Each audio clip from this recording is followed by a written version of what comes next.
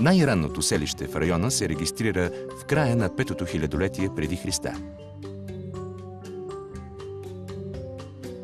Първите обитатели били рибари, земеделци, скотовъди, както и металурзи. С добива на мед от медни рид, те търгували с близки и далечни земи. Селището продължило да се развива и през ранно-бронзовата епоха. Жителите му използвали най-модерната за времето технология и добивали най-ранните бронзови сплави, с които търгували в Черно и Егейско море. Подводните проучвания в акваторията на Созополското пристанище разкриват останки от жилища, керамични съдове, каменни и костни уредия.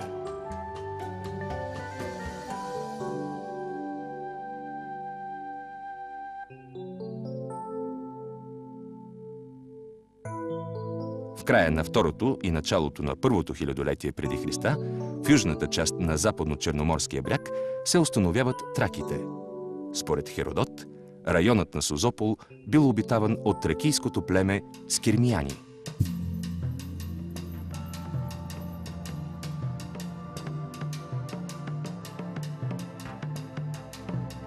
През 620 година преди Христа изселници от богатия град Милет, най-големия източно-гръцки център на Малоазийския бряг, превръщат старото тракийско селище в богата елинска колония, независимия град-държава Полис Аполония. Тъй като в древността са съществували много градове с това име, те са имали и пояснителен епитет. Аполония. Името й произлиза от бог Аполон, покровител на изселниците, почитан и като лечител. На западното черноморско крайбрежие се наричала Аполония Понтика.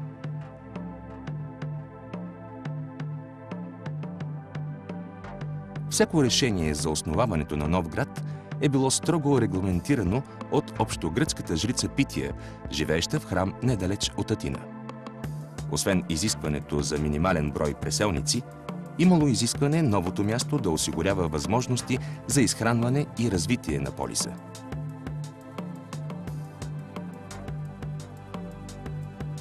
Заселниците започват създаването на новия полис с изграждането на крепостна стена около града си.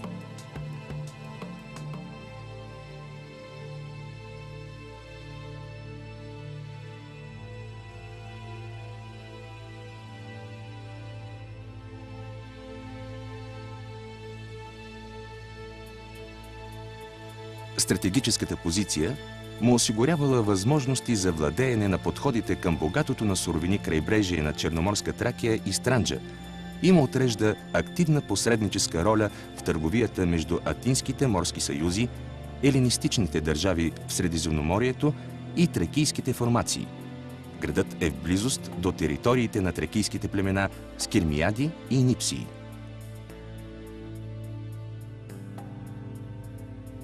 Доказателство за значението на търговията и пристанището е котвата, емблема на Созопол и постоянен знак върху монетите, които Аполония сече още от края на 6 век преди Христа.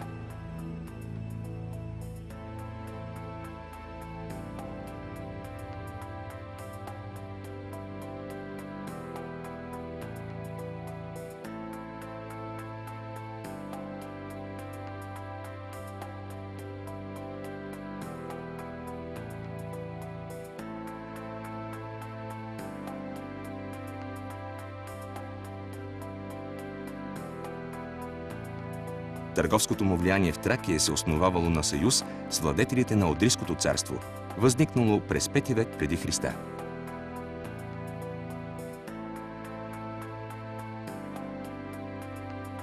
В Аполония, населена с гърци и траки, настъпва процес на взаимопроникване на културите на заселниците от Милет и местните тракийски жители.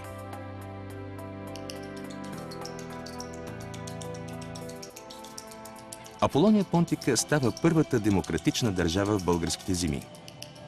Всеки гражданин от мъжки пол, навършил 18 години, участва в Народното събрание, което ежегодно избира правителство, наречено Съюз на архонтите.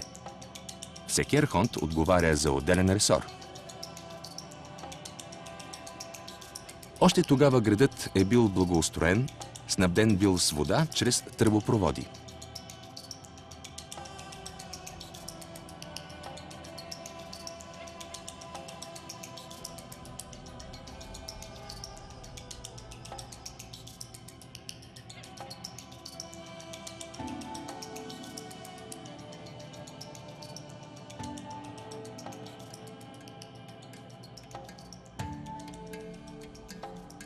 Установено е, че уличната мрежа и в античността, и в средновековието почти съвпадала с съвременната.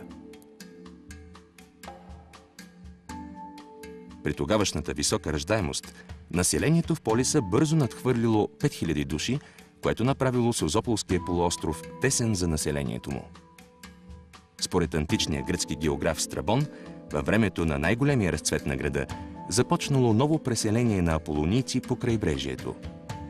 Аполония създава нови селища, които нямали независим статут, а били част от града-държава.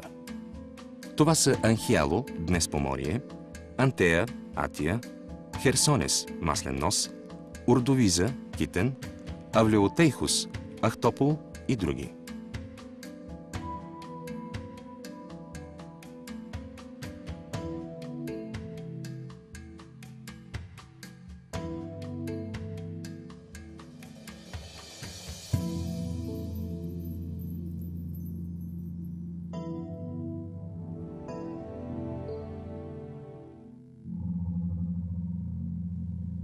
Осамотен планински рид опасва като дъга полетата и ниските хълмове около Созопол, Меден рид. Още през 13-12 век преди Христа траките изграждат отбранителна линия, състояща се от крепости по почти всички високи върхове на рида.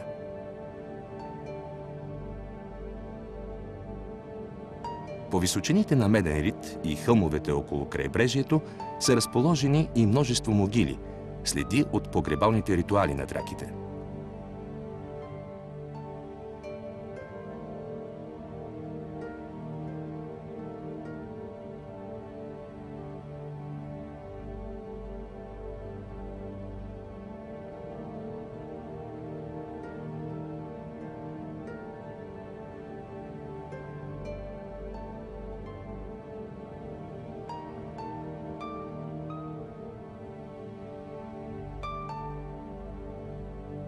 Странджа планина е богата на полиметални руди. Този природен ресурс е бил високо ценен още в античността. В селата Росен, Зидарово, Крушевец и на много места по Меден рид са запазени стари минни разработки, следи от рудодобивната и металургичната дейност на траките.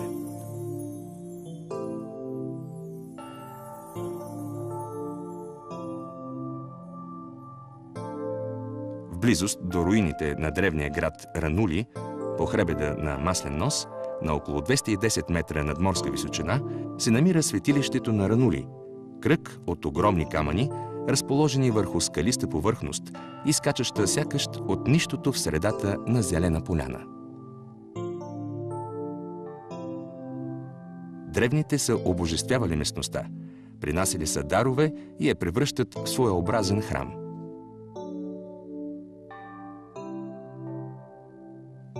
В течение на времето се изграждат жилища за обслужващите храма, жреците, като върху голата до тогава скала започват да пренасят огромни камъни от околността.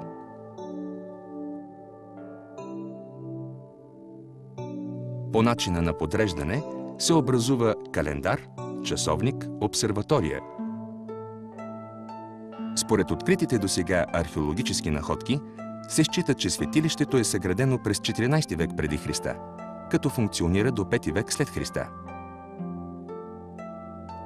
Легендата разказва, че Язон и аргонавтите са преминали през светилището, за да се допитат до прорицателите и да принесат дарове на боговете, преди да се отправят на своето пътешествие в търсене на златното руно.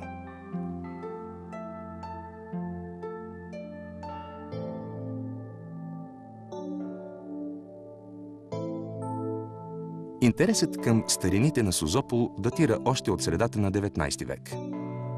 Изследователите насочват усилията си предимно към проучване на некрополите и материалите, откривани в тях.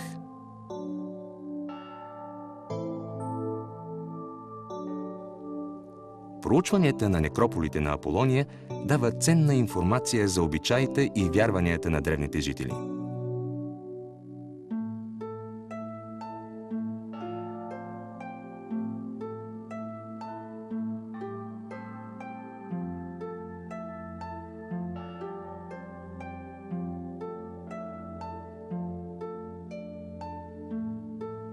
Многобройните съдове с Дионисови сцени показват култа към този бог на виното и веселието, но и бог, даряващ безсмъртие според тракийските вярвания.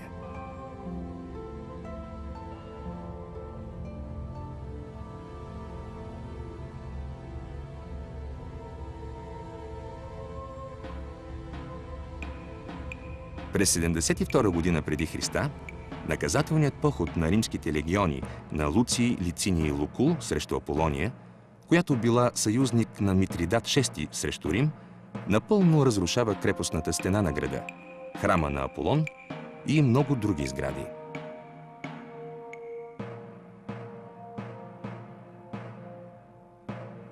Статуята на Бога Покровител, едно от забележителните творения на елинистичното изкуство, е отнесена на Капитолия в Рим като трофей, а по-късно е разрушена от християните.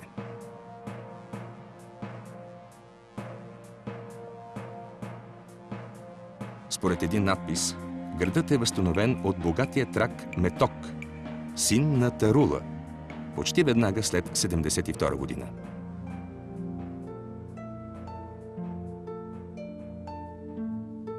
През римската епоха Аполония остава важно пристанище на западния бряг на Понта. Но едва в началото на IV век, с големите политически и етнически промени в Римската империя и израстването на Константинопол в източната й част, Аполония възвръща предишното си значение.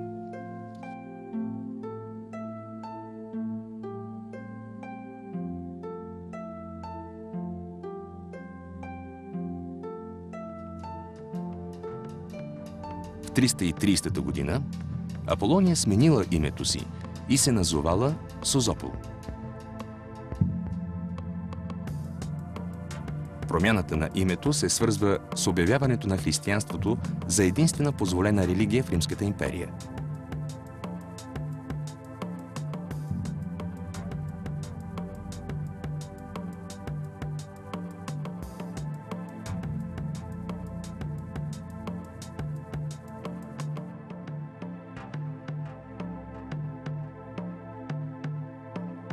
С разпадането на Римската империя, Созопол остава в територията на новосъздадената империя Византия.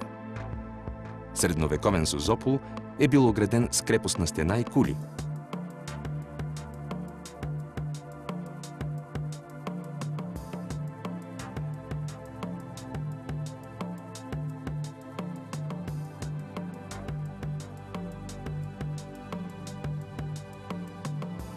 Те са били използвани и през следващите векове, като на много места са били преустроявани и доизграждани. Днес от защитните съоръжения са запазени значителни фрагменти, достигащи височина до 3-4 метра.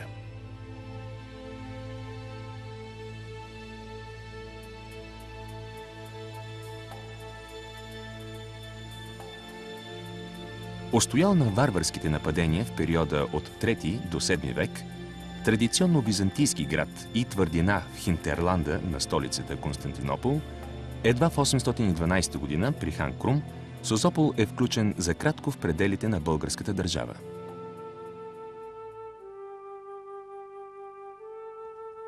За владеенето на Созопол са се водили много битки между България и Византия. Градът многократно е бил ту в територията на едната, ту на другата държава. През Средновековието е оживен търговски град с контакти с градовете републики Генуа и Венеция. Имал е и славата на голям лозарски и рибарски град.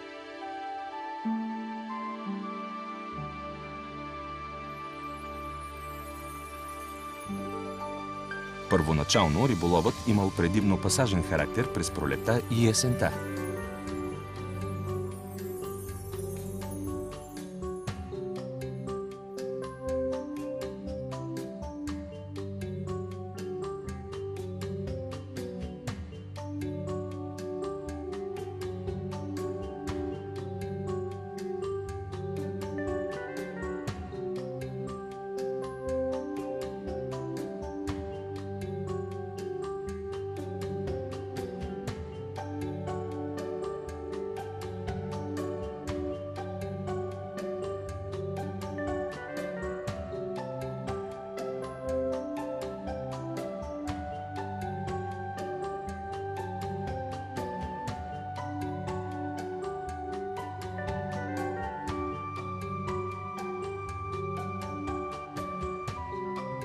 Островът Свети Иван е най-големият от 5-те острова по българския бряг на Черно море – 660 декара. Той е неразделна част от живота на античната Аполония и средновековния Созопол.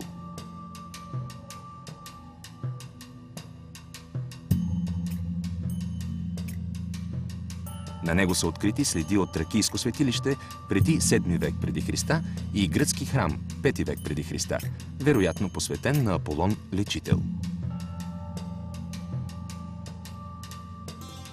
След 330 година, приемане на християнската религия за равноправна с езическите култове, на острова е построен християнски храм, посветен на Света Богородица Калеоса. През 5-6 век около църквата възниква манастир, който през 9 век се превръща в един от най-активните книжовни центрове по българските земи.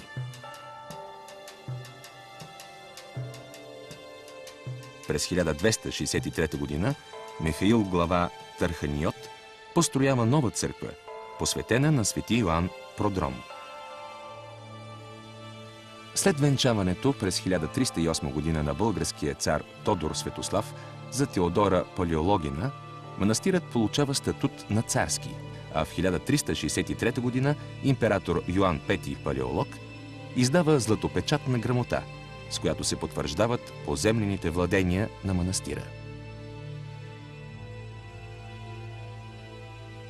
Манастирът на остров Свети Иван от началото до края е ставропигиален на Цариградската патриаршия и тук са погребани след изгнание двама бивши нейни патриарси. Разрушен е до основи през 1453 година и е възстановен през 1467-1471 година от монаха Гервасий. Манастирът оцелява и през робството, като остава важно средище на книжовна дейност.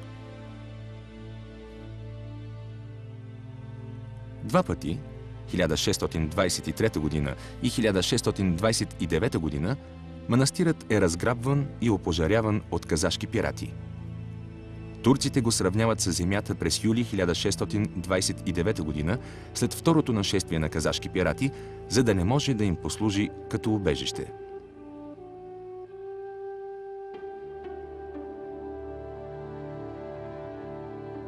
Днес островите Свети Иван и Свети Петър са обиталища на над 70 вида птици. Там гнезди най-голямата в България колония на сребристи чайки. През 1993 г. Свети Иван е обявен за защитена територия с цел опазване на естествените местообитания на редки и застрашени видове птици, включени в Червената книга на България.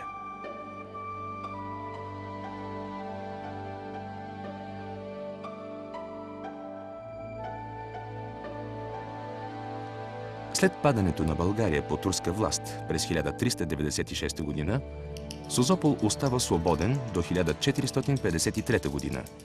Градът е една от последните черноморски крепости, паднала по турска власт. Благодарение на статута си на хас, лично султанско владение, град Созопол с 700 християнски домакинства през 15-18 век остава един от най-големите градове в българските земи. В града не са се заселвали мюсюлмани и затова той запазва християнския си характер. Мюсюлмани били само управителят на града и неговото семейство. Морската търговия продължавала да бъде източник на добри доходи за Турската империя.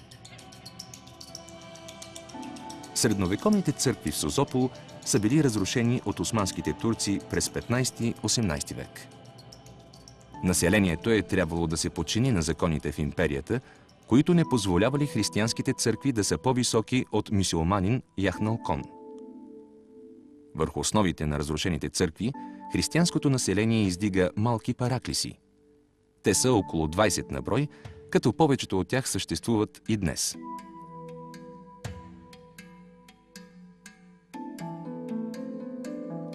От църквите на града най-старата е Свето Успение Богородично. Построена е в края на 15 век на мястото на средновековен храм и дълбоко вкопана в земята според изискванията на османските власти.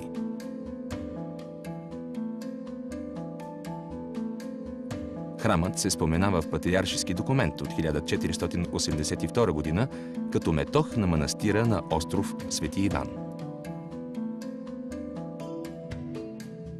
Изящният дърворезбен иконостас е дело на дебърски майстори, а иконите, които липсват в по-голямата си част, са били зографисани от местни майстори.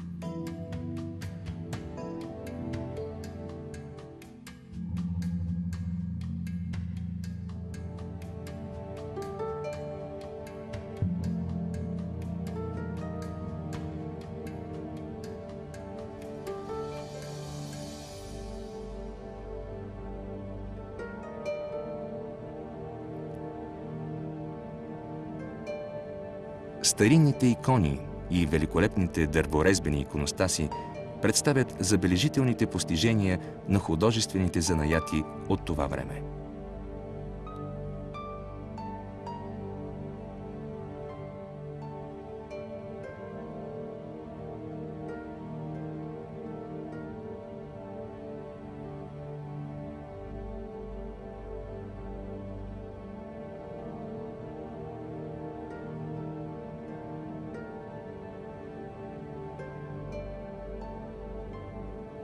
След падането на Созопол под османско иго през 1453 година, той постепенно запада.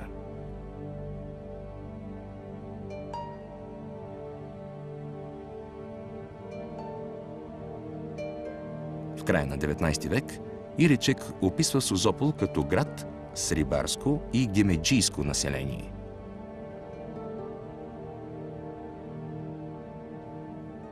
Риболовът остава единствения поминък на созополчани и те стават най-добрите рибари в Черно море.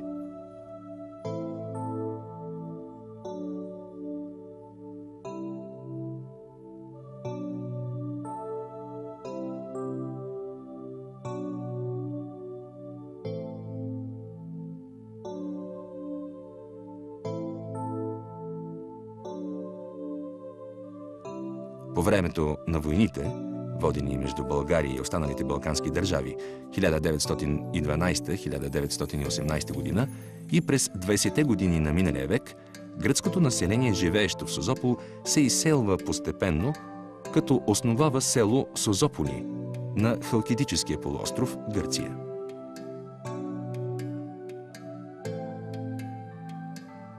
В същия този период в града се заселват български семейства, бежанци от части на Тракия, Лозенградско и Гюмюрджина, които след войните останали в границите на Турция и Гърция. В годините до Втората световна война градът запада и населението му намалява. Губи се и неговият чар с разрушаването на старинните му къщи.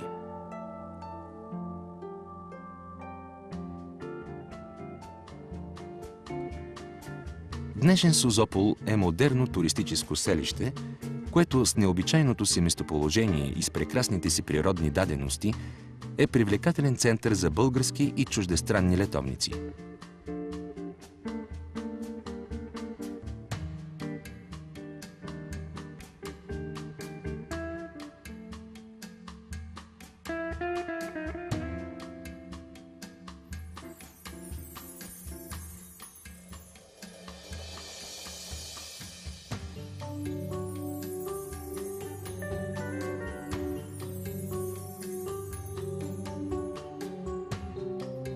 В архитектурният и археологически резерват Старинен Созопол, старият град на Созопол, който е обявен за град-музей, около 180 жилищни сгради от средата на 18 век и началото на 19 век са паметници на културата. Те оформят облика на Старинен Созопол. Тесните и къси кълдаремени улички с типичните стари созополски къщи придават неповторимостта на стария град.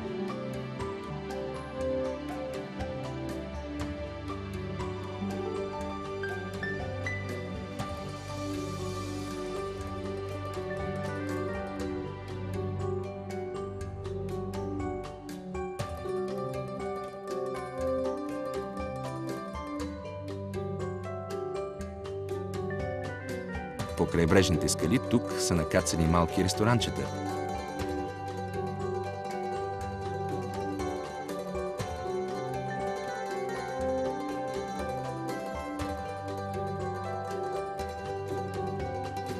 Днес градът е един от най-важните курортни центрове по Южното Черноморие.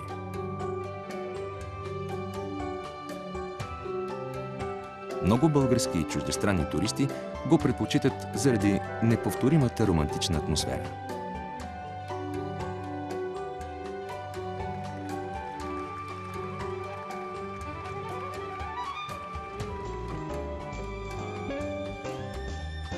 Името Аполония носят ежегодните празници на изкуствата, провеждани в града в началото на септември. 1984 е първата година, в която се провежда фестивалът и в началото представлява по-скоро опит за разчупване каноните на едно все още тоталитарно общество. Въздухът в Созопол се смесва с изкуството. Или по-точно, изкуството е главна част от атмосферата на Созопол.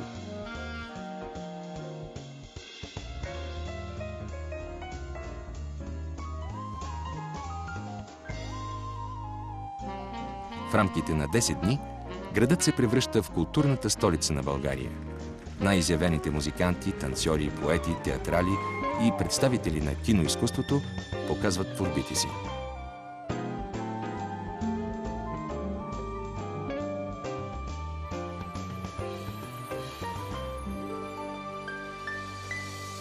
В Созопол има множество разнообразни забележителности и развлечения.